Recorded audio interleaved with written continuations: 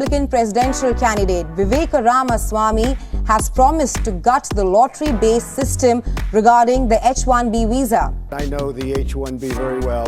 Very, very bad for workers. Despite the politicians making these claims, the H1B visas are essential because they typically represent the only practical way for high-skilled foreign nationals, including international students, to work long-term in the United States.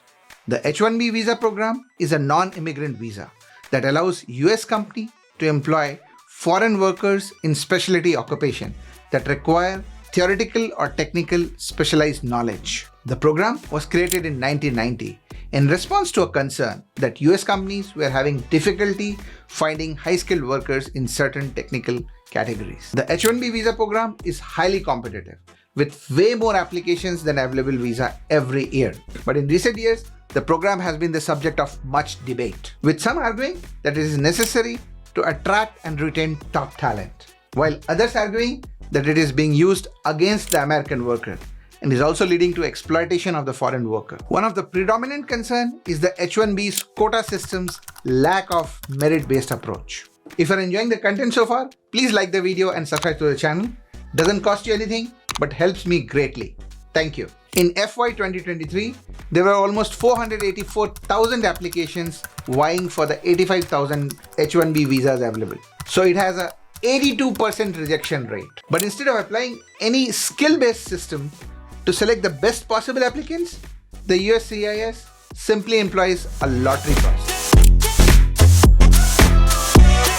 The H1B lottery is nothing but a random selection process to select the required number of people from among the large pool of applicants. The lottery selection is done to select enough people to meet the cap of 65,000 for regular H1Bs and another 20,000 for the master's cap.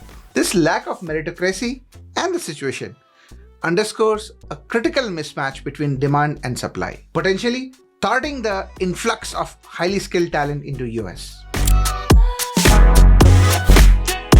Another alarming concern is the potential misuse of the H1B program by certain employers. There are indications that certain employers are using the program to recruit foreign workers at wages far lower than what would be typically offered to a US worker, reflecting a blatant disregard for equitable wage distribution. See, the law and regulation require that the employer pays an H1B worker prevailing wages, which is typically a range. So employers typically offer salaries closer to the lower range to H1B workers. And those salaries are way lower than an actual market salaries that an equivalent American worker would demand. Age is a core issue in H1B that doesn't typically get talked about. See, most H1B workers are younger than 30, and young workers typically are paid lower wages. So employers prefer to hire H1B workers and pay them those lower wages and avoid hiring older American workers who may be equally qualified for the same job.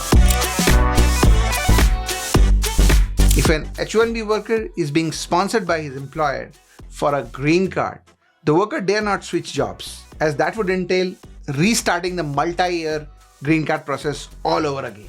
Employers value this immobility very highly, since the exit of an engineer in the middle of a project can be very harmful. In fact, immigration lawyers extol this as a major benefit of hiring an H1B worker. Thus, employers tend to give preference to a foreign worker on H1B over a similarly qualified American when hiring for a particular project.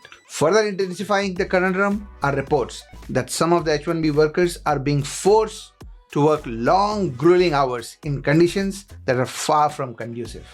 In essence, the ongoing issues in the H1B program are multifaceted, requiring a holistic and thoughtful approach. The resolution of these issues is crucial for maintaining the integrity and intent of the H1B visa program, and for ensuring fair and ethical treatment of all workers, US citizens as well as foreigners. There are a number of ways to fix the H1B visa program. Here are some specific policy proposals for reforming the H1B program. Remove the quota system and replace it with a merit-based system. This can be done by awarding H1Bs to applicants with highest score on a skill test. Increase the number of H1B visas available.